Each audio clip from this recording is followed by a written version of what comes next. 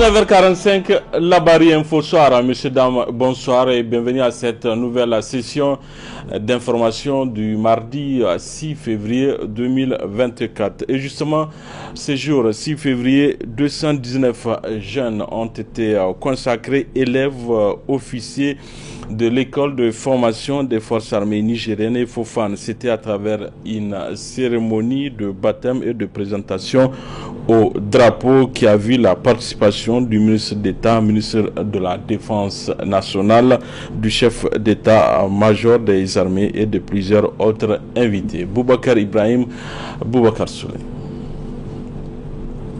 Après l'accueil et l'installation des invités, c'est l'arrivée du chef d'état-major des armées nigériennes et celle du ministre d'État, ministre de la Défense nationale, qui marque le coup d'envoi de la cérémonie de consécration de la promotion 2023 des élèves de l'école de formation des forces armées nigériennes et FOFAN.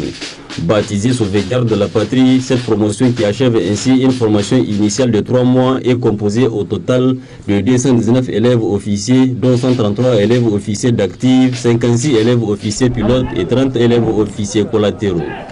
Cette cérémonie de consécration au statut d'élève officier intervient au terme d'une phase de formation initiale du combattant qui aura duré 3 mois. Une période qui non seulement vise à donner à ces jeunes les compétences de base nécessaires à la vie du combattant, mais aussi à leur faciliter une véritable transition de la vie civile vers une vie militaire remplie de contraintes et privations diverses, d'inconfort, mais aussi également de ferments qui forgent l'officier avec ses traditions, ses valeurs propres aux principes cardinaux et à la grandeur du métier des armes. C'est l'occasion pour moi de féliciter et renouveler ma confiance aux cadres, officiers, sous-officiers, instructeurs qui ont œuvré jour et nuit pour la transformation de ces jeunes provenant d'horizons divers en soldats appartenant à une même promotion, à une même famille. Armez-vous alors du savoir, du savoir-faire et du savoir-être pour rester à la hauteur de la tâche qui vous incombera. Celle qui vous hissera toujours plus loin, toujours plus haut. À travers vous et avec vous, toute la composante de l'armée. Faire honneur à la nation demeurera votre défi principal et permanent. Dans son adresse à l'occasion, le ministre d'État, ministre de la Défense nationale, le général de corps Salifou Modi n'a pas manqué de rappeler les défis sécuritaires du pays tout en se montrant assez galvanisant. À l'instar de vos anciens, des promotions précédentes, en activité de service, je vous demanderai également de vous inspirer constamment de l'exemple de vos aînés, qui, par leur bravoure, leur opiniâtreté, leur sens élevé du sacrifice et de dignité ont su triompher des épreuves sur les différents théâtres d'opération ayant jalonné leur brillante et enviable carrière.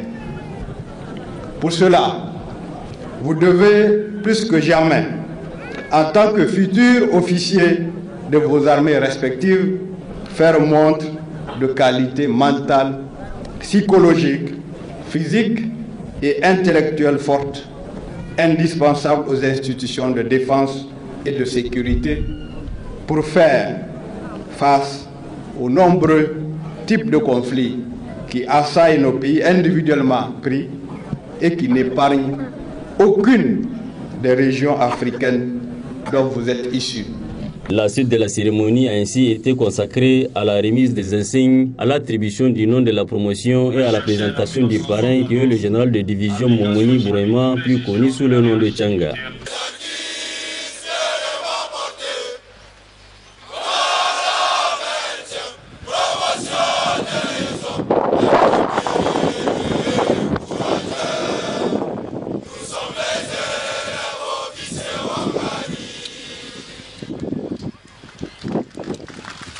Gakasata Zenye Beyeya Zamba de Kay, telle est donc la devise de l'école de formation des forces armées nigériennes et FOFAN. Voilà, c'était là un compte rendu de Boubacar Ibrahim et de Nasser Seydou. Dans le cadre de la commémoration de la Journée internationale tolérance zéro aux mutilations génitales féminines, l'ONG Comité nigérien sur les pratiques traditionnelles et un effet sur la santé des femmes et des enfants, CONIPRAT, a organisé ce matin une séance de sensibilisation au CS Seni Alzuma de Losso Gungu. L'objectif de cette activité est d'amener les élèves à poursuivre la lutte contre ces pratiques néfastes. Nafissatou Yahya, Soumaïla Abdoulaye. C'est en effet depuis 2004 que la communauté internationale commémore le 6 février de chaque année la Journée internationale tolérance zéro aux mutilations génitales féminines. Le comité nigérien sur les pratiques traditionnelles ayant effet sur la santé des femmes et des enfants CONIPRAT n'est pas resté en marge de cette commémoration en initiant cette séance de sensibilisation au CS Seni Alzuma de Losso Gungu. L'occasion pour la secrétaire exécutive du CONIPRAT de mettre l'accent sur les causes et conséquences liées à ces pratiques néfastes. Au niveau du CONIPRAT, nos actions sont de mettre l'accent sur la sensibilisation. Donc l'information, l'éducation et la sensibilisation sur les mutilations génitales féminines, les inconvénients des mutilations génitales féminines. Comme inconvénients, il y a l'hémorragie, il y a les maladies sexuellement transmissibles, il y a les kéloïdes, etc. Il faut sensibiliser, il faut que les gens connaissent les inconvénients, puisque ce n'est pas une bonne pratique, c'est tout un fléau. Donc il faut éradiquer ça et il faut qu'on change de comportement concernant cette pratique. Selon les résultats des enquêtes démographiques et de santé, la prévalence nationale des mutilations génitales féminines est passée de 5% en 1998 à 2,2% en 2006 et à 2% en 2012. Malgré ces résultats encourageants, la secrétaire exécutive du CONIPRAT a tenu à lancer cet appel. L'appel qu'on lance, vraiment, il faut qu'on change de comportement et de mentalité, de savoir c'est quoi les mutilations génitales féminines et vraiment de savoir tout ce qu'il y a comme inconvénients. Ça existe au Niger, surtout vers Tilaberi et la région de Difa et autres. Mais ça a baissé, mais quand même les gens continuent de faire actuellement. Parfois c'est la pauvreté due aux exercices, puisqu'ils font de ça une pratique. Une activité génératrice de revenus. Selon l'Organisation mondiale de la santé OMS, la pratique des mutilations génitales féminines excision touche plus de 140 millions de filles et des femmes partout dans le monde. Au Niger, l'existence de cette pratique a été confirmée en 1992. L'hôtel Noum de Niamey a abrité ce matin une table ronde des partenaires techniques et financiers du réseau de la jeunesse nigérienne sur le changement climatique. Cette rencontre, la première du genre, portant sur la mise en œuvre du projet Agir Voice, vise à renforcer les capacités des 8 organisations communautaires de base des femmes et des jeunes, faciliter le dialogue entre les dites organisations et les décideurs politiques au niveau local. Le résumé avec Adam Ousmana et Sadou Doumi. Les présidents des associations islamiques, les cheikhs des Zawiya, les oulémas et les imams. Donner l'opportunité aux différents acteurs de montrer les activités qu'ils mènent sur le terrain ainsi que leur engagement dans les communautés bénéficiaires du projet Action pour une gouvernance inclusive et de la redevabilité Agir, tels sont entre autres objectifs assignés à la présente table ronde des partenaires techniques et financiers sur le financement de l'environnement. Occasion pour le coordonnateur du réseau de la jeunesse nigérienne sur les changements climatiques de se réjouir des résultats obtenus dans le cadre de la mise en œuvre du projet Agir et d'inviter les partenaires à les accompagner dans la mise en œuvre des différents projets. La mise en œuvre aujourd'hui avec la gouvernance au niveau des communes, il y a un changement, ils sont pris en compte, leurs voix sont prises en compte dans les prises de décision au niveau local, qui est l'un des objectifs du projet Agir, donner la voix aux communautés au niveau local pour qu'ils puissent entendre, pour que leur voix puisse être entendue. Et d'où la nécessité aussi de mettre en place les cadres des activistes au niveau des communes pour influencer les politiques locales à pouvoir prendre la dimension changement climatique, environnement dans les politiques publiques ou bien dans les politiques au niveau local, à savoir le plan de développement communal et les plans d'investissement annuels pour que la question environnementale puisse être prise en compte. Et ces jeunes ont été formés. Ces jeunes aujourd'hui jouent un rôle très déterminant en ce qui concerne la protection de l'environnement, la lutte contre le changement climatique. Pour aller même plus loin, monsieur le secrétaire général, ces jeunes aujourd'hui s'intéressent aussi à la question de l'assainissement. Parce qu'ils organisent des séances de salubrité dans les communes, indépendamment des activités de plantation et de protection et de reboisement qu'ils font et de lutte contre l'avancée du désert. Et toutes ces actions qu'ils sont en train de faire concourent à la mise en œuvre du vaste programme du pays du Sahel, en l'occurrence la Grande Muraille Verte. Nous pouvons que nous féliciter du partenariat que nous avons avec Oxfam, et actuellement nous sommes en train de développer un autre projet avec Oxfam qui certainement dans les mois à venir va intervenir avec l'appui de la Banque africaine de développement. Procédant à l'ouverture officielle de cette rencontre, le représentant du ministre en charge de l'environnement a pour sa part salué cette initiative qui cadre selon lui aux politiques et stratégies nationales de développement durable ainsi que la croissance inclusive.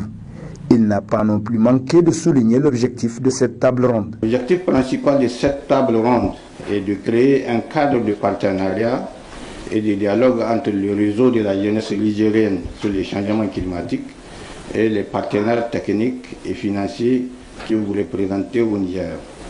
Au cours de cette table ronde, il sera question de partager les réalisations majeures du projet Agir, des activistes climatiques, analyser les défis financiers et techniques auxquels le réseau est confronté, examiner ses besoins en matière de renforcement des capacités et explorer les opportunités de collaboration pour une meilleure prise en compte des aspirations profondes des communautés. La journée durant, les participants à cette table ronde ont eu droit à plusieurs communications sur le RJNCC, les organisations communautaires de base et les activistes climatiques afin d'être mieux édifiés sur les actions menées par les uns et les autres en vue de les accompagner pour le bien-être des populations bénéficiaires. Plusieurs associations islamiques et autres regroupements religieux du pays se sont retrouvés ce matin à la mosquée des grandes prières de Niamey à l'effet de se pencher sur la situation sociopolitique du pays. À l'issue de cette rencontre, ils ont rendu publique une déclaration lue par Ibrahim Seini, membre d'une association islamique. On l'écoute. Les présidents des associations islamiques, les cheikhs des Zawiya, les oulémas et les imams recommandent aux musulmans du Niger et ceux de la diaspora à observer rigoureusement 1. Les prières avec Qunut dans toutes les mosquées durant ce mois.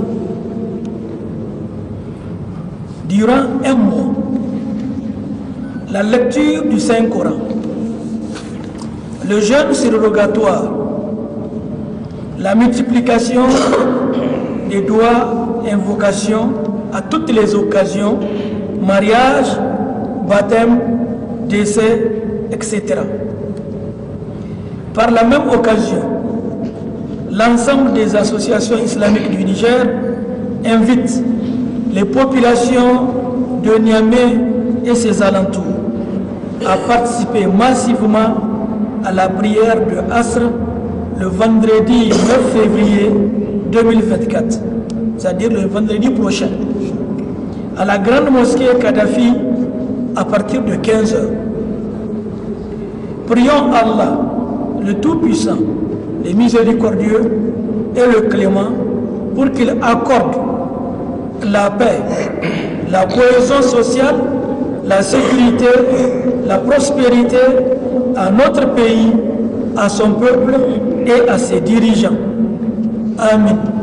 Ont signé le Conseil islamique du Niger, l'Association islamique du Niger, le collectif des associations, le rassemblement des associations, la coordination des associations, la fédération des associations, l'association Al-Kawsara, les Zawiya de Cheikh Jota, les Zawiya de Cheikh Shaïbou, les Zawiya de Kadriya, et l'ensemble des associations islamiques du Niger. Assalamu alaikum wa rahmatullahi wa barakatuh. Toujours dans la série des déclarations, nous vous invitons à suivre également celle rendue publique cet après-midi au groupe de presse Amfani. Cette déclaration est l'œuvre de regroupements religieux et des organisations de la société civile portant également sur la vie de la nation. La teneur avec Oustaz Halidou Yahya. C'est le lieu de rendre hommage à l'ensemble de la population du Niger, des villes et des campagnes, et de manière spécifique aux religieux qui, par des actions multiformes, continuent de déployer des efforts pour accompagner nos autorités. Il convient aussi de saluer l'effort des pays qui nous soutiennent dans cette épreuve. Il s'agit du Burkina, du Mali, du Togo, du Tchad, du Royaume du Maroc et de la Guinée, pour ne citer que cela. Le temps n'est plus à la simple parole, mais aux actes. Comme on le dit souvent, au jour exceptionnel, action exceptionnelle. Agissons ensemble. En effet, conformément à la pulsion qui anime les Nigériens aujourd'hui, nous nous faisons le devoir de lancer les appels suivants. Nous demandons aux citoyens de sortir massivement pour une journée de salubrité le vendredi 9 février 2024 et demandons par la même occasion aux autorités d'appuyer cette initiative. Au cours de cette journée et sur toute l'étendue du territoire national, les citoyens sont appelés à rendre propre leur localité, devant chez eux, dans les lieux de culte, les places publiques, les cours des écoles, les cimetières, etc. Et demandons à la population de répondre à l'appel de l'unité, de la solidarité et du civisme lancé par les citoyens de notre pays et de procéder à la conservation de nos lieux de vie. Aussi, nous demandons à tout le monde, jeunes et vieux, à converger vers les mosquées pour des prières et invocations collectives, et que Allah, le tout miséricordieux et le très miséricordieux bénisse et protège davantage notre pays. Amen. Nous ne pouvons terminer nos propos sans demander à tous d'œuvrer pour la paix. Voilà, c'est la fin de cette édition. Merci à vous de l'avoir suivi. Au revoir.